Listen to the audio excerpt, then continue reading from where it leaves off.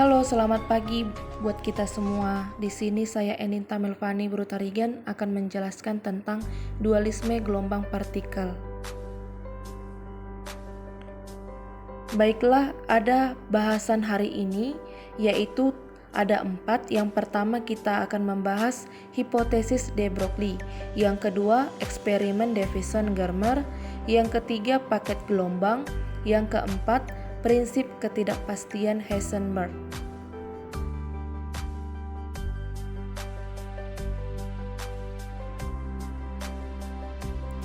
Baiklah, yang pertama kita akan membahas hipotesis de Broglie, di mana dualisme cahaya adalah adanya dua macam sifat cahaya, yakni yang pertama, dalam beberapa kejadian fisika, fenomena yang terjadi dapat dijelaskan dengan menganggap cahaya berperilaku sebagai gelombang. Yang kedua, pada beberapa gejala fisika lainnya, fenomena yang terjadi hanya dapat diterangkan berdasarkan perilaku cahaya sebagai jarah atau partikel. Perlu diperhatikan bahwa dualisme tersebut tidak pernah muncul sekaligus dalam suatu peristiwa fisika.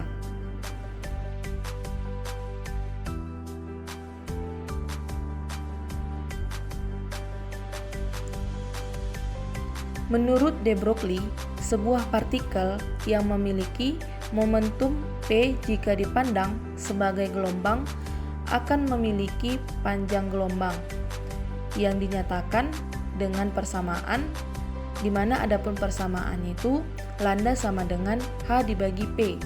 Persamaan tersebut dapat juga dinyatakan sebagai berikut, di mana H sama dengan P dibagi lambda atau sama dengan M dikali V dibagi lambda.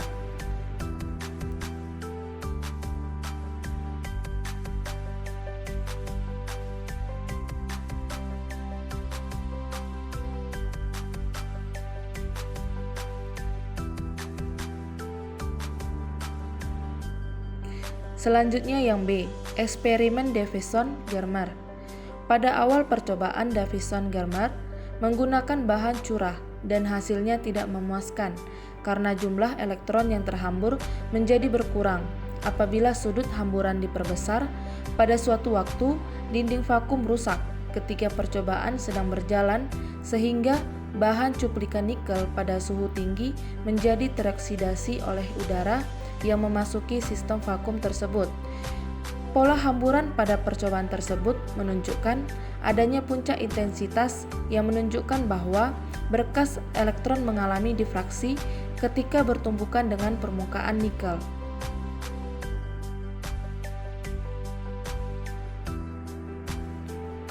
Bagian C, paket gelombang. Perbedaan utama gelombang dan partikel yaitu dari lokalisasinya. Gelombang menempati ruang yang luas, sedangkan partikel terlokalisasi. Cara melakukan rekonsiliasi antara kedua konsep tersebut yaitu dengan cara melokalisasi gelombang menggunakan konsep paket gelombang. Konsep paket gelombang sangat penting dalam mekanika kuantum karena memungkinkan rekonsiliasi ketidaksesuaian perilaku materi dan radiasi. Paket gelombang adalah sebuah gelombang yang berada pada daerah tertentu yang terbatas. Paket gelombang dapat dibentuk dengan memadukan beberapa gelombang yang memiliki amplitudo dan bilangan gelombang yang berbeda. Selanjutnya kita akan bahas bagian D, prinsip ketidakpastian Heisenberg. Menurut Heisenberg, pada pengukuran dalam dimensi partikel, kita tidak dapat melakukan pengukuran yang akurat untuk menentukan momentum partikel secara serentak. Jika momentum dapat ditentukan secara akurat, maka posisi partikel tidak dapat ditentukan. Demikian juga, jika partikel dapat ditentukan secara akurat, maka momentumnya tidak dapat ditentukan. Prinsip tersebut dikenal sebagai prinsip ketidakpastian Heisenberg. Prinsip ini menyatakan bahwa hasil pengukuran untuk menentukan posisi dan momentum partikel mengandung ketidakpastian. Heisenberg menyatakan hubungan ketidakpastian momentum dan posisi sebagai berikut, di mana delta Px dikali delta X lebih besar dari H dibagi 2. Pada pembahasan elektron sebagai gelombang, posisi elektron ditentukan oleh posisi paket gelombang. Paket gelombang tersebut memiliki ketidakpastian posisi karena gelombang tidak menempati ruang yang sempit. Jika posisi elektron mengandung ketidakpastian, maka kecepatannya juga mengandung ketidakpastian, karena kecepatan terkait dengan posisi sesuai relasi berikut, di mana delta E dikali delta T sama dengan H. Berikut video penjelasan dualisme gelombang partikel. And here we are, the granddaddy of all quantum weirdness, the infamous double-slit experiment. To understand this experiment, we first need to see how particles, or little balls of matter, act. If we randomly shoot a small object, say a marble, at the screen, we see a pattern on the back wall where they went through the slit and hit. Now, if we add a second slit, we would expect to see a second band duplicated to the right.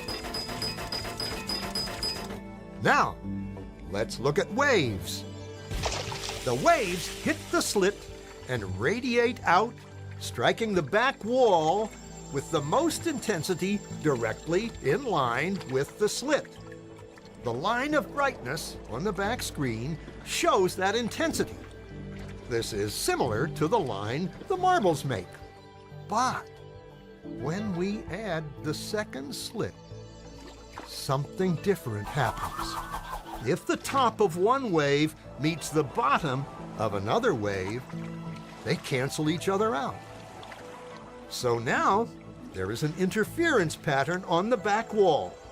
Places where the two tops meet are the highest intensity, the bright lines, and where they cancel, there is nothing. So, when we throw things, that is, matter, through two slits, we get this, two bands of hits. And with waves, we get an interference pattern of many bands. Good so far. Now, let's go quantum.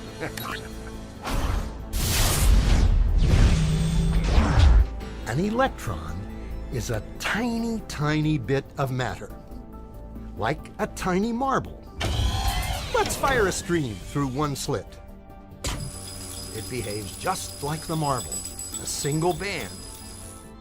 So, if we shoot these tiny bits through two slits, we should get, like the marbles, two bands. What? An interference pattern! We fired electrons, tiny bits of matter through. But we get a pattern like waves, not like little marbles. How? How could pieces of matter create an interference pattern like a wave? It doesn't make sense. But physicists are clever. They thought, maybe those little balls are bouncing off each other and creating that pattern. So, they decide to shoot electrons through one at a time. There is no way they could interfere with each other. But after an hour of this, the same interference pattern is seen to emerge. The conclusion is inescapable. The single electron leaves as a particle, becomes a wave of potentials, goes through both slits, and interferes with itself to hit the wall like a particle. But mathematically, it's even stranger. It goes through both slits, and it goes through neither. And it goes through just one, and it goes through just the other. All of these possibilities are in superposition with each other. But physicists were completely baffled by this. So they decided to peek and see which slit it actually goes through. They put a measuring device by one slit to see which one it went through and let it fly. But the quantum world is far more mysterious than they could have imagined. When they observed, the electron went back to behaving like a little marble. It produced a pattern of two bands, not an interference pattern of many. The very act of measuring or observing which slit it went through meant it only went through one, not both. The electron decided to act differently, as though it was aware it was being watched. And it was here that physicists stepped forever into the strange, never world of quantum events. What is matter? Marbles or waves? And waves of what?